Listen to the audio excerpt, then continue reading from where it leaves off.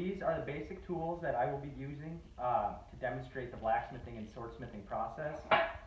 These two hammers are what I primarily use. This is my my roughing and hard forging hammer. I think weighs probably about 7.5 pound head and a 1/2 pound handle.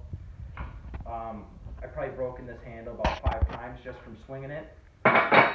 This hammer was made by my great-great-grandpa Pat, and I use it as a finishing hammer to get all the kinks out of my work.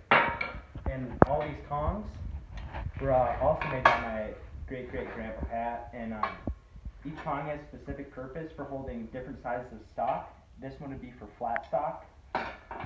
This one, round stock, as you can see by the radius heads. This one, square stock.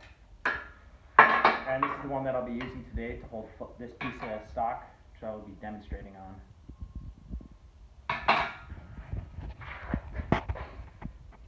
That was good. This is my Peter Wright anvil. It was built in the 1840s. This is for the anatomy of the anvil. This is the horn where the blacksmith would bend radii or draw out material due to the decreased surface area. This is the shelf for making hard right angles, and this is the face where almost all the work on the anvil gets done. On my smaller Acme anvil, I have a couple Hardys set up that go in a square-shaped hole right here. This one, a little different composition, where the face is actually made out of harder steel than the Peter Wright anvil.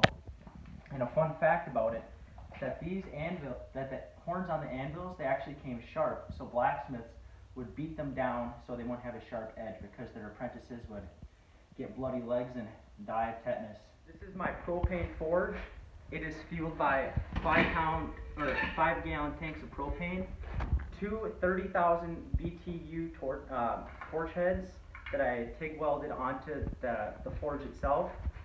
The forge itself, it's about 8 inches wide and 6 inches tall, and it is lined with a special heat-resistant wool called KO wool that has excellent insulation properties.